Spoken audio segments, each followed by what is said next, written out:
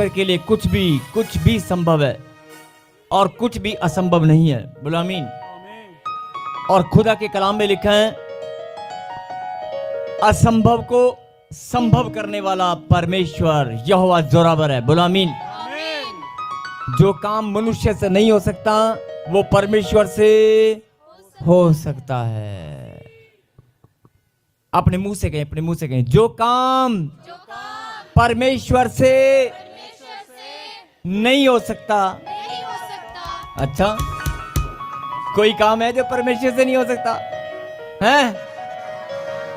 माफ करे परमेश्वर, कुछ भी बोल दोगे आप पीछे पीछे हैं, ऐसे ध्यान से बोला करो। माफ करे परमेश्वर हम सबको। नहीं बोलो, जो काम मनुष्य से नहीं हो सकता, लिखा कलाम के अंदर परमेश्वर से हो सकता है। कहें आमीन। जोरदार ताली बजाकर धन्यवाद दें।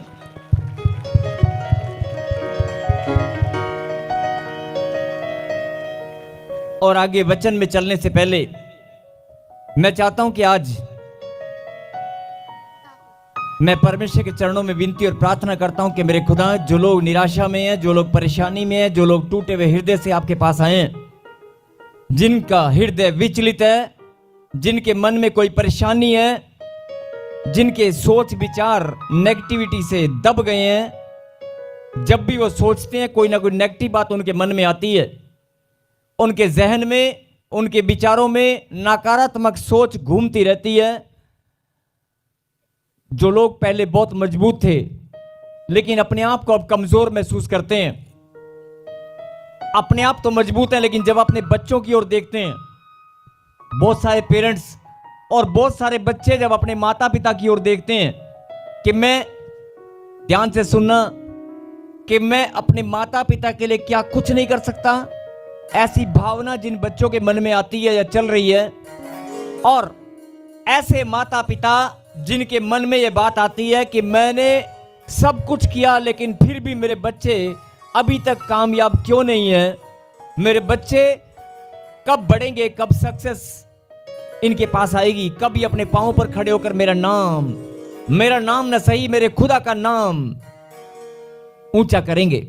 जिनके मन में ये बातें घूमती हैं, मेरे पिता, मैं प्रार्थना करता हूं कि सच में प्रभु जी, इनके सवालों का उत्तर देने वाले आप हैं, इनके मस्तक को ऊंचा करने वाले आप हैं, और बच्चे हो या माता पिता, सबको आशीष देने वाले, सबको बढ़ाने वाले, सबके जीवन में आश्चर्य करने वाले, सबकी परिस्थितियां बदलने वाले केवल आप ही परमेश्वर हैं। कहें आमीन। एक जोरदार ताली बजाकर प्रभु को धन्यवाद दें। आज मैं फिर बोल रहा हूं कि जो लोग अपने आप को कमजोर महसूस करते हैं, जिनके मन में सवाल रहता है कि मेरा हस्बैंड कब सुधरेगा, आधी जिंदगी बीत गई, ध्यान से सुनना, आधी जिंदगी बीत गई, मेरे बच्चे कब सुधरेंगे, अपने ही रिश्तों को लोग बोझ समझने लगे हैं। अगर आपको ऐसा लगता है और आप प्रभु को जानते हैं तो प्लीज अपनी सोच को आप बदल लें। आप अपने ही रिश्तों को बोझ मत समझें। आप नहीं समझते हैं लेकिन बहुत सारे लोगों को लगता है कि मैं, जब से मेरी शादी हुई है, बहुत सारी बहनें से प्रार्थना करती हैं, जब से मेरी शादी हुई है मैं जिंदगी जी नहीं रही हूं, जिंदगी काट रही हूं अपने हस्बैंड के साथ या अपने परिवार में, मजबूरी है मेरी जीना।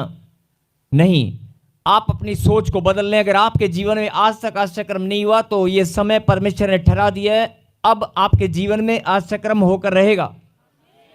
आपकी परिस्थितियां बदलेंगी क्योंकि परमेश्वर खुशियां और आनंद देने वाले परमेश्वर हैं, क्योंकि परमेश्वर हालात बदलने वाले परमेश्वर हैं। अगर आप हालात से समझौता कर कर जी रहे हैं, हालात से समझौता करके बिजनेस कारोबार में भी कि आई चलाई चल रही है, परमेश्वर आई चलाई चलाने वाला नहीं है।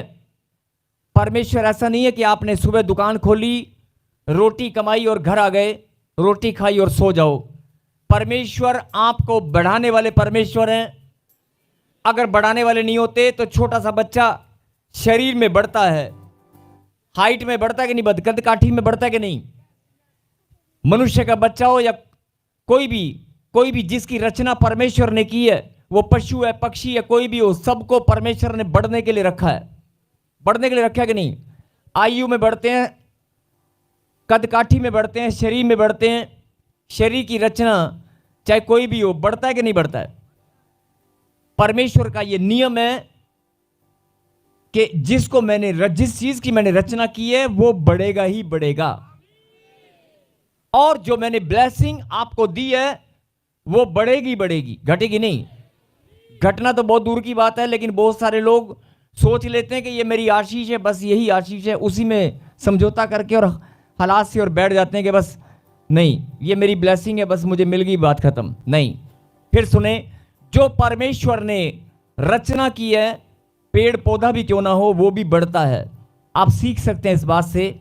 अगर पेड़ पौधा बढ़ता है, इंसान, पशु, जानवरों के शरीर बढ़ते हैं, तो इसका क्या मतलब है कि जो रचना परमेश्वर ने की है, वो रचना जो परमेश्वर ने की है वो बढ़ती ही रहती है, बढ़ती ही रहती है, बढ़ती ही रहती है, बढ़ती ही रहती है। जो नदियां हैं वो बहती ही रहती हैं, बहती ही रहती हैं, बहती ही रहती हैं, वो रुकती नहीं है। मेरी बात समझ रहे हो? जो हवा है वो चलती ही रहती है। समझ मेरी बात? मतलब जो प्रकृति का नियम है और जो सृष्टि की रचना परमेश्वर ने की है, वो सृष्टि में जो भी चीजें परमेश्वर ने रचना की है वो घूमती रहती हैं, चलती रहती हैं, निकलती रहती हैं। चांद और सितारे हों, वो निकलते ही रहते हैं, निकलते ही रहते हैं, वो बंद नहीं होते। बोलो हालेलुया।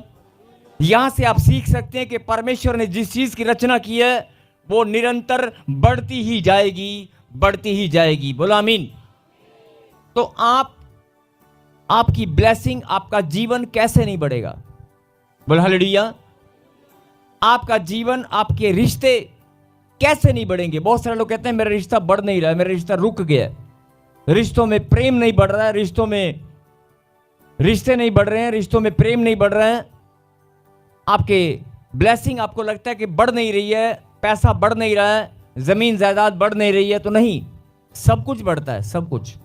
परमेश्वर बढ़ाने वाले परमेश्वर है। लेकिन जब आप सोचकर फैसला करते हैं और बोलते हैं कि मुझे तो बस एक प्लाट चाहिए, एक मकान चाहिए, या 20,000 की जगह 50,000 मेरी सैलरी हो जाए, बस अपने आप को आप सीमित कर लेते हैं। आप सीमित मत करें, आप परमेश्वर के सामने प्रार्थना करें, परमेश्वर जो तूने मेरे जीवन के लिए योजना बनाई है वो मेरे जीवन में अवश्य पूरी होकर रहेगी। बोलो आमीन। क्योंकि आप बढ़ाने वाले परमेश्वर है और मैं भी आपकी रचना हूं। बोलो आमीन। मैं भी आपकी रचना हूं। तो इसलिए आज तक आपका जैसा भी जीवन रहा हो, जैसी भी भावनाएं, जैसी भी सोच आपकी रही हो, आप अपने सोच में, विचारों में से, अपने दुख तकलीफ में से जो भी निकालना चाहते हैं आप निकाल दो। अपनी आंखें बंद करें, अपनी आंखें बंद करें और परमेश्वर की हजूरी में, क्योंकि पवित्र आत्मा हमारे बीच में है, एक जोरदार ताली बजाकर वेलकम दें परमेश्वर को।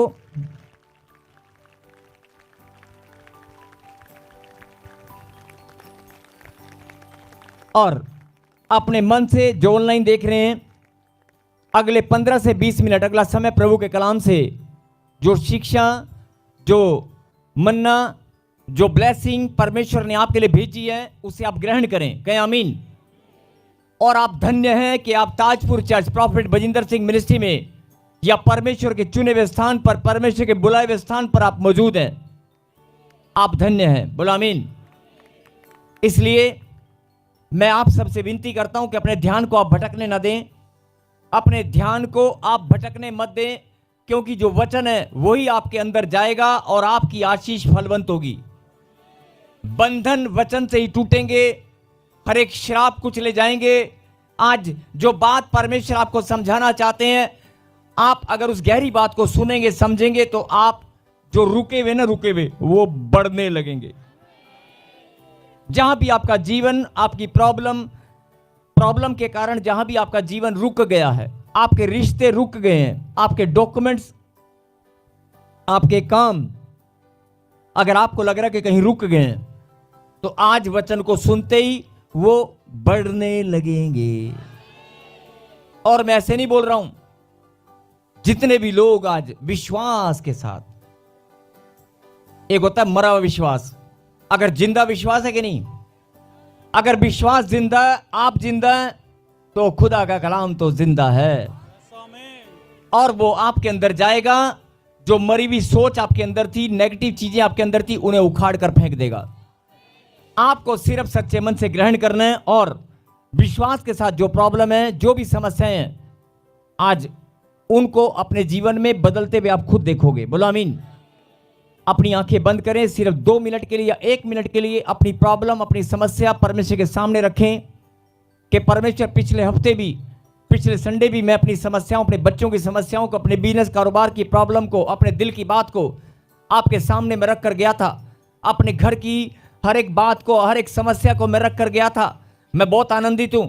और आज भी अगर मेरे दिल में कोई बोझ है, मेरे मन में बोझ है, जब आप एक मन होकर एक साथ परमेश्वर से बात करते हैं तो आसमान के झरोखे खुल जाते हैं। कहें आमीन। इसलिए आप सब एक साथ अपने दिल की बात परमेश्वर से कहें, अपने मन की बात। रोना नहीं है, सिर्फ परमेश्वर के सामने रखकर और बोल देना कि परमेश्वर, मेरी प्रॉब्लम आप जानते हैं, मुझसे पहले आप जानते हैं, लेकिन मैं फिर भी विश्वास के साथ इस प्रॉब्लम को आपके पास आज रख कर जा रहा हूं, लेकर नहीं जाऊंगा। आप बात करें परमेश्वर से, सिर्फ 30 सेकंड, 1 मिनट प्लीज।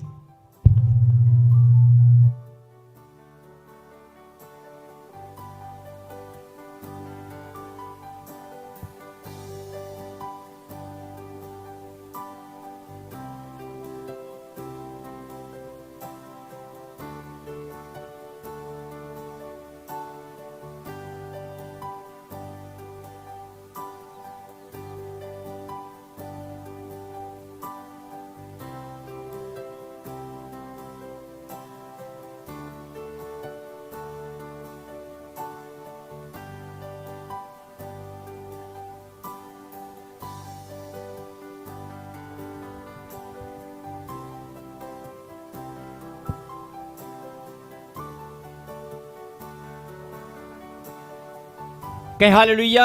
हालेलुया। मैं आप सबसे विनती करता हूं कि प्लीज जो बात आपने परमेश्वर के सामने अपने दिल की आज रखी है,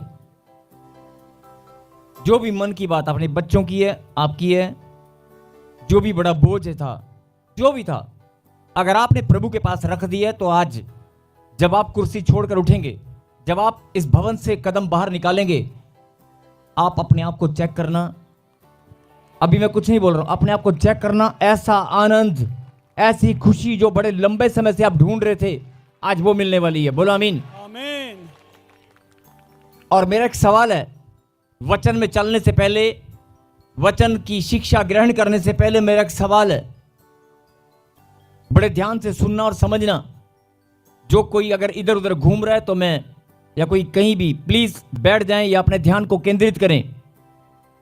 जिन लोगों के मन में सवाल है कि मुझे 4 साल हो गए, 5 साल हो गए, 10 साल हो गए, 15 साल हो गए, 20 साल हो गए मुझे प्रभु में आए हुए, मेरी ब्लेसिंग अभी तक नहीं मिली, मेरे काम अभी तक नहीं बने, मैं बढ़ क्यों नहीं रहा हूं? मैंने आपको अभी बताया कि परमेश्वर बढ़ाने वाला परमेश्वर है। अगर आप नहीं बढ़ रहे हैं तो आपको सोचना पड़ेगा। अगर आपकी बढ़ोतरी नहीं हो पा रही है तो आपको सोचना बहुत जरूरी है कि मेरे में कमी क्या है या मेरी गलती क्या है। और अगर आपको कुछ गलती नजर नहीं आ रही है तो कोई बात नहीं, आप अपना मन खाली करें और बोल दें परमेश्वर को कि प्रभु, मुझे नहीं पता, मैं नहीं जानती, मैं नहीं जानता कि मेरे अंदर कमी क्या है, मैं नहीं जानता कि मेरी कमजोरी क्या है, लेकिन मैं इतना जानता हूं कि मैं आपका बेटा हूं। आप मुझे बढ़ाने वाले परमेश्वर हैं। मुझे मेरी गलतियों को, जो भी गलत चीजें मेरे जीवन में है, उन्हें आप मुझसे दूर करें, मुझे पवित्र बनाएं और मैं बढ़ना चाहता हूं। जब आप ऐसे प्रार्थना करेंगे कि मैं बढ़ना चाहता हूं, मैं बढ़ना चाहता हूं, जवान बच्चे, मैं बढ़ना चाहता हूं, हे परमेश्वर, आप मुझे बढ़ाने वाले परमेश्वर हैं। जब आप ऐसे प्रार्थना करेंगी, बेटियां, बेटे, सब, कि परमेश्वर, मैं नहीं जानता मेरे अंदर कमी क्या है।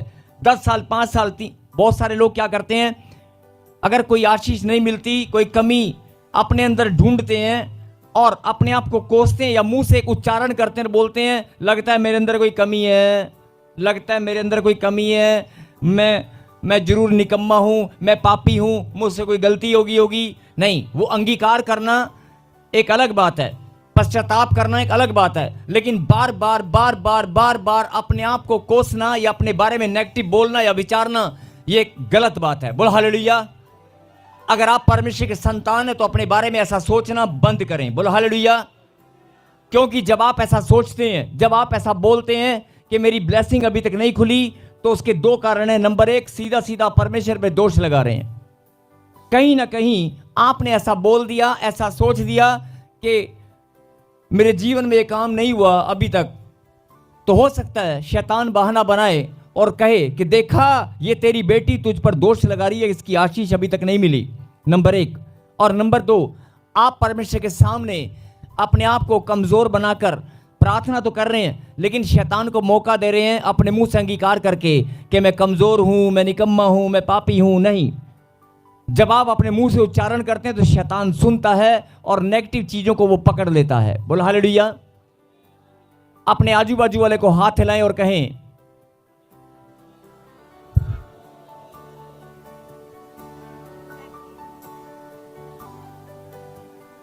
फिर से कहें, जागते रहो। ऑनलाइन जो देख रहे हैं झारखंड ब्रांच, जागते रहो। रांची ब्रांच, जगाना बहुत जरूरी है और गहरी बात को समझना बहुत जरूरी है। सुने, मैंने कहा कि नेगेटिव बात को अपने आसपास फटकने मत दें। पहला जीवन कैसा था कोई बात नहीं, लेकिन आज जो आपका जीवन परमेश्वर ने आपको चुनकर अपनी महिमा के लिए अगर बुलाया है, आप धन्य हैं। और लाखों की भीड़ में से आपको परमेश्वर ने अगर चुना है तो आप दुनिया से अलग किए हुए उसके बच्चे हैं।